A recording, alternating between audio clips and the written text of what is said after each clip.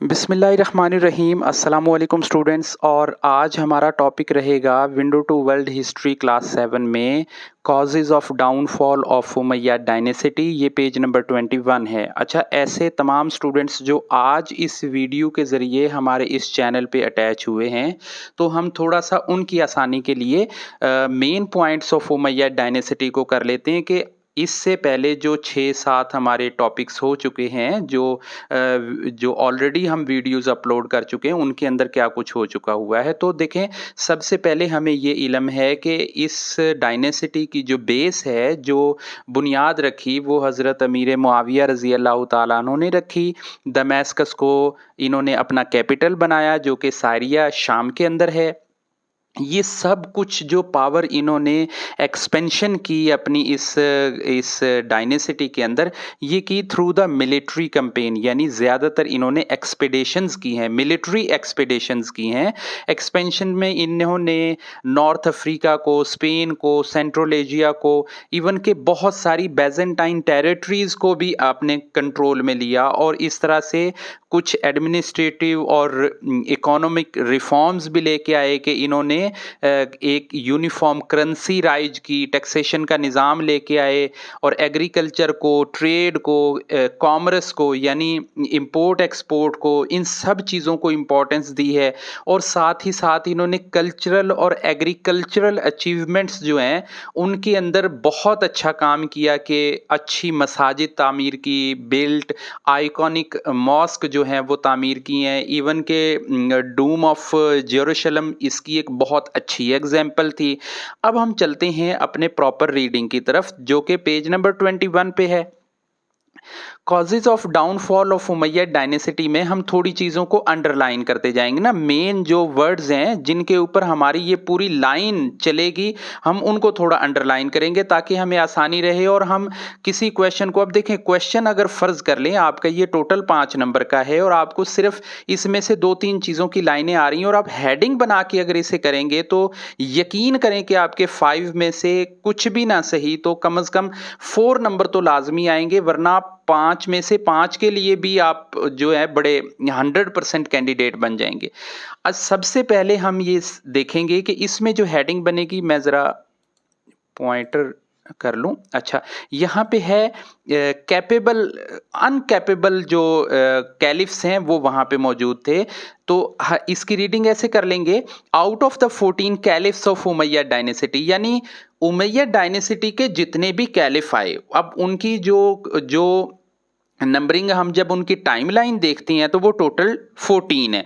अब इन 14 में कोई भी ऐसा कैपेबल जो ग्रेट रूलर नहीं आया जिसने अच्छे से डेवलपमेंट की हो, अच्छे से जो पूरी डायनेसिटी को कंट्रोल किया हो, और अच्छे से इस डायनेसिटी को लेके आगे चला हो। नंबर 2 है the administrative system of Umayyad dynasty was weak, यानी वीक एडमिनिस्ट्रेटिव सिस्टम की हम एक हेडिंग बना सकते हैं। वीक यहां से हम लेंगे वर्ड, और इसे हम एडमिनिस्ट्रेटिव सिस्टम पे साथ अटैच कर देंगे ना। अब वीक एडमिनिस्ट्रेटिव सिस्टम कैसा था कि मोस्टली हमने ये रीड किया बुक में कि बैजेंटाइन अंपायर का जो एडमिनिस्ट्रेटिव सिस्टम था, थोड़ा वो इन्होंने वहां से लिया, और जैसे जैसे एक्सपेंशंस होती गई वैसे वैसे क्या था, कंट्रोल इस पूरी बड़ी एम्पायर पे करना जरा मुश्किल हो गया था। दूसरे, there was no well established law of succession. Succession basically students कहेंगे जो विरासत होती है ना, जैसे एक लीडर है या एक कैलिफ है, उसके चले जाने के बाद कौन है जो सेकंड कैलिफ बनेगा। अब उसकी फैमिली में 2 या 3 उसके बेटे या उसके कोई और मेंबर भी हो सकते हैं, भाई भी हो सकते हैं। तो बेसिकली यहाँ पे क्या था कि वो फैमिली के अंदर इंटरनल फैमिली के अंदर थोड़े मामलात खराब होने शुरू हो गए थे, जिनकी वजह से झगड़े होते थे और ये वीक होती जा रही थी।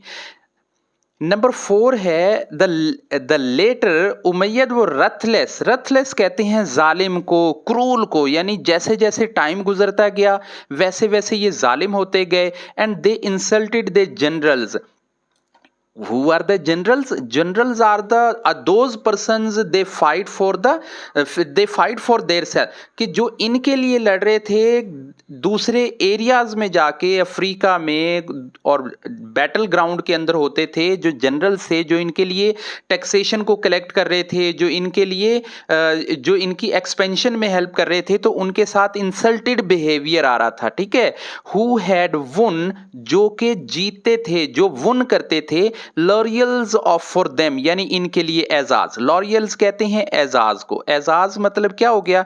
एजाज का मतलब ये हो गया कि जैसे समथिंग डन, कि किसी ने कोई चीज कर दी, उस प्रेज यानी किसी की तारीफ कर देना, किसी के लिए एजाज की, जैसे क्लास में कोई टॉप कर जाता है तो उसके पेरेंट्स के लिए क्या होता है? एजाज की बात होती है। सो ये जो जनरल्स थे ये इनके लिए बड़े एजाज वाला काम। They ill treated with administrative governors and the torture religious scholars. अच्छा, ये एक हम अदर हेडिंग इसी के अंदर से एक बना लेंगे।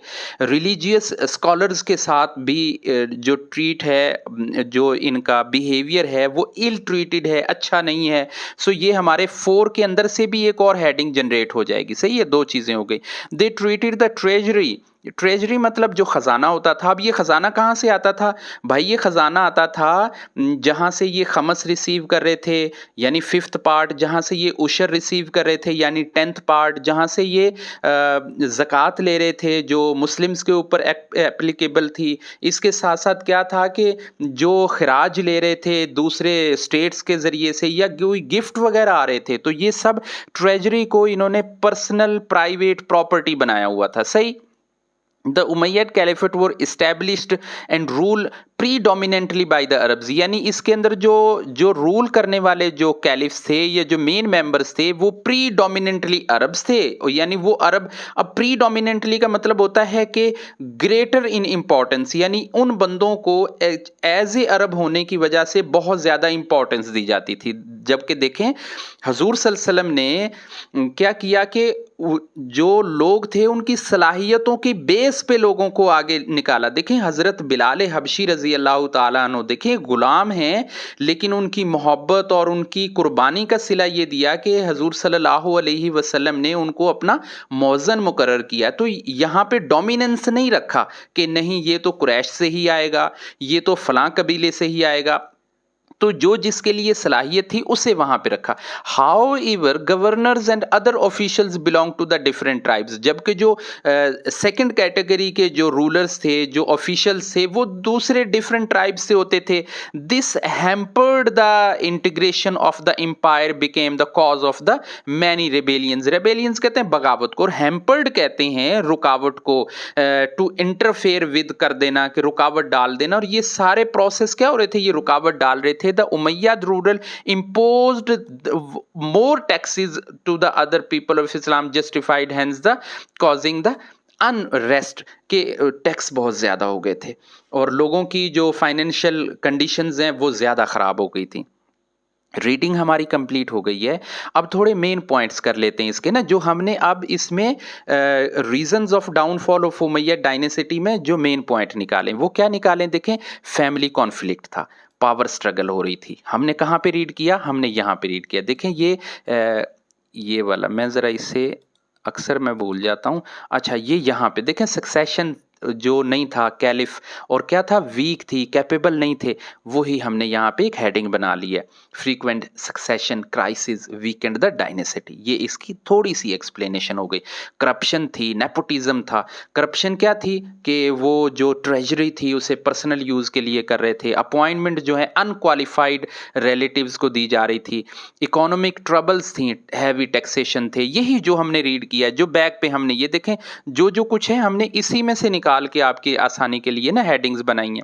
Decline of the Arab army थी, और नेक्स्ट हम देखें कि दूसरे जो प्रोविंसेस थे लाइक स्पेन का, खरासान का, और दूसरे जो वहाँ पे क्या होते थे, रिबेलियंस आ जाते थे। वहाँ पे छोटे छोटे ट्राइब्स जो हैं वो बगावत करना शुरू कर देते